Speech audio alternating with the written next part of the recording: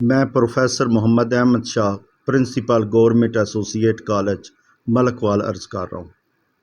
جیسا کہ ہم جانتے ہیں کہ 14 اگست جشن آزادی ہمارے لیے انتہائی اہم دن ہے، اور کائنات ارضی کے اندر دو ہی بڑی ہجرتیں ہوئی تھیں، ایک ہجرت مدینہ اور ایک ہجرت پاکستان۔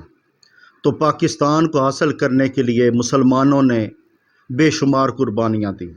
تو میں یہ سمجھتا ہوں کہ اب پاکستان کے وجود کے لیے، اس کی بقا کے لیے، اس کی تعمیر اور ترقی کے لیے، اس کو آگے لے جانے کے لیے اگر ہم صرف ایک نقطے کے اوپر توجہ رکھیں تو ہمارا ملک پاکستان ترقی کر سکتا ہے، اور وہ ہے قربانی، کہ ہم اپنے ذاتی مفادات کو پس پشت ڈال کر صرف اور صرف پاکستان کو مد نظر رکھتے ہوئے اور اہمیت دیتے ہوئے اس کے لیے ہم قربانیاں دیں۔